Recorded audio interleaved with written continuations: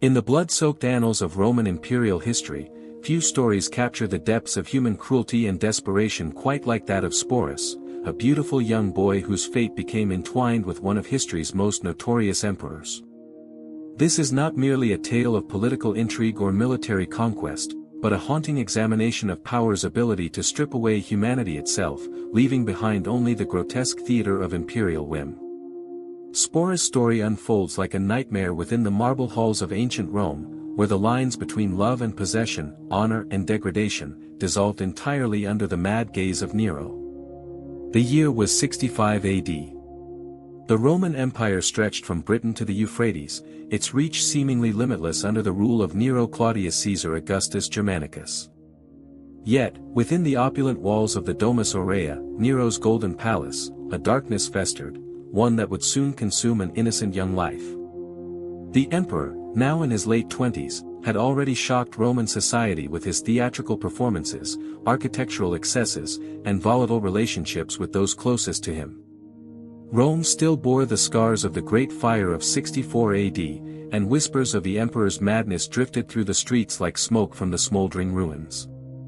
In this world of imperial excess and casual cruelty, young Sporus lived as a freedman in the imperial household, a position that, while technically free, offered little protection from the whims of absolute power. Historical accounts describe him as possessing an almost ethereal beauty, with delicate features and a graceful bearing, qualities that would prove to be both his distinction and his doom. Sporus had caught the attention of the imperial court not through ambition, but simply by existing in a world where beauty could be transformed into a currency of suffering. The catalyst for Sporus' tragic transformation came with the death of a woman, Poppaea Sabina, Nero's second wife and the great love of his turbulent life. She died under mysterious circumstances in 65 AD. Some ancient sources claim Nero killed her in a fit of rage, kicking her while she was pregnant, others suggest complications during childbirth. Regardless of the truth, her death devastated Nero, grief that would soon curdle into something far darker. The emperor's mourning became obsessive. He searched desperately for ways to resurrect or replace the woman he claimed to love above all others. It was during this period of grief that fate, or perhaps design, brought Sporus into Nero's sight. Struck by the young man's startling resemblance to his dead wife, the emperor became fixated. Ancient historians such as Cassius Dio and Suetonius record that Nero saw in Sporus' delicate features a chance to reclaim what death had stolen. From this obsession sprang a plan so audacious and horrific it would shock even the jaded sensibilities of imperial Rome. The decision was swift and irreversible. Nero ordered that Sporus be castrated, permanently altering his body to fit the emperor's twisted vision. This was more than physical mutilation, it was the complete erasure of his identity as a man, transforming him into something existing solely for Nero's psychological comfort. The castration was likely performed by imperial physicians in the sterile luxury of the palace's medical quarters, where marble walls muffled screams and the boy's protests could be dismissed as the insignificant complaints of property. Once the operation was done, the full horror of Nero's plan emerged. The emperor announced his intention to marry Sporus in a public ceremony, treating the traumatized youth as a replacement for Poppaea. This was not marriage as Romans understood it, but a grotesque parody that violated every social, religious, and legal custom of the empire. Sporus was given a new name, Sabina, and dressed in the finest women's clothing, adorned with jewelry that had once belonged to Poppaea herself. The emperor's household was ordered to treat him as the empress, using feminine titles and observing all the protocols due to an imperial wife. The wedding itself was a spectacle of imperial madness. Sporus, barely recognizable in elaborate feminine attire, was led through the rituals of Roman marriage while Nero played the devoted bridegroom. Ancient sources describe the event as magnificent yet deeply disturbing, its pomp and ceremony masking the fundamental horror beneath. Guests were compelled to offer congratulations and gifts, even as they recoiled privately from the emperor's grotesque theater. After the wedding, Sporus was paraded through Rome as Nero's empress, forced to attend public events, official functions, and private dinners in his feminine guise. Completely dependent on Nero's protection, he had no choice but to play his assigned role, a living memorial to a dead woman, displayed like a precious possession. The psychological toll was unimaginable, being compelled to live as someone else entirely, someone whose death may have been caused by the very man now professing love, was a cruelty beyond measure. Roman citizens, aware of the truth, found the spectacle disturbing even in an age accustomed to imperial eccentricity.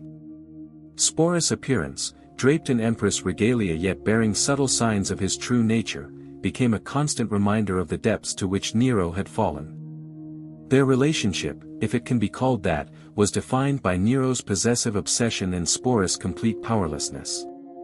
The emperor addressed him by Poppaea's name, spoke as if he truly were her, and expected him to respond in character, psychological torture that erased his identity while forcing him to embody another's. Suetonius writes that Nero took Sporus on tours of Greece, presenting him to dignitaries as his empress. These journeys must have been especially harrowing, performing the role in foreign lands, surrounded by strangers who either believed the charade or were forced to pretend they did.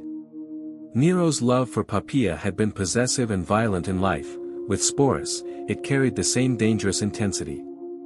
Any failure to perfectly embody the empress provoked Nero's rage, while moments of tenderness and lavish gifts created a cycle of abuse and reward that was psychologically devastating. Inside the palace, courtiers navigated the complex etiquette of addressing Sporus as empress while knowing the truth. They saw the daily humiliations and the toll of maintaining the illusion.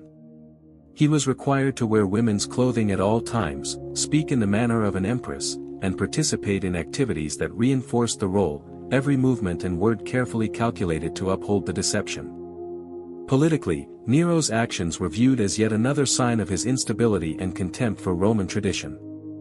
While few dared speak openly, private correspondence reveals the disgust many felt. The image of their emperor parading a castrated boy dressed as his dead wife became a symbol of moral decay at the highest level. This strange arrangement persisted for years, leaving Sporus increasingly withdrawn and melancholic.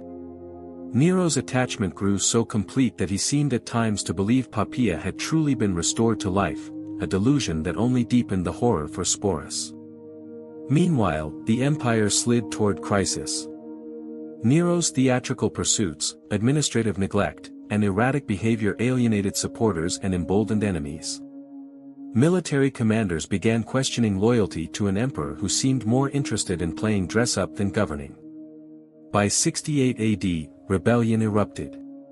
The Praetorian Guard, Senate, and provincial governors turned against Nero.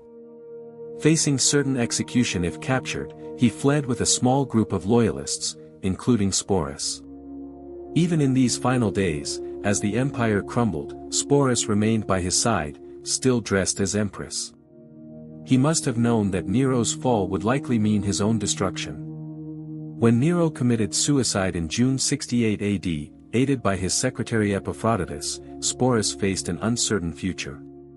His role as one of the most visible symbols of Nero's reign made him both a liability and a prize. The new emperor, Galba, claimed Sporus along with other remnants of Nero's household. There was no liberation, only another transfer of ownership. Kept in luxurious captivity, he was still required to maintain aspects of his feminine presentation, existing in a limbo neither fully male nor female, neither honored nor discarded. The instability of the year of the four emperors meant that Sporus' fate shifted repeatedly. After Galba's assassination in January 69 AD, he passed into the hands of Otho, who reportedly treated him with some kindness, but Otho's reign was short, ending in suicide. Under Vitellius, Sporus' degradation reached its final stage. The emperor planned to force him into the arena to enact a grotesque parody of the rape of Proserpina, publicly portraying a woman's sexual assault for the crowd's amusement. This final humiliation was too much. After years of forced feminization, identity erasure, and exploitation, Sporus chose death over such degradation, taking his own life before Vitellius could proceed. In that last act, Sporus reclaimed the one thing denied to him throughout his ordeal, the power to choose his fate. His death went unmourned by the public, noted only as an inconvenience to Vitellius' entertainment plans. Yet in choosing death over submission, Sporus displayed a courage and dignity systematically denied to him in life, a final defiance against those who sought to erase his humanity. The tragedy of Sporus forces us to confront the darkest possibilities of unchecked power. His story is not merely personal but symptomatic of a system that valued human beings only as tools for the desires of the powerful. Though exceptional in its details, his suffering echoes the countless untold tragedies of those powerless under Rome's rigid hierarchies. Modern readers may ask how such cruelty was possible, but Sporus' life also reveals the resilience of the human spirit, the ability to endure unimaginable suffering while retaining some core of self. His final choice, tragic though it was, became a small but undeniable victory, a refusal to be utterly broken. In remembering Sporus, we honor not only his suffering, but his last, defiant act against an empire determined to erase him entirely.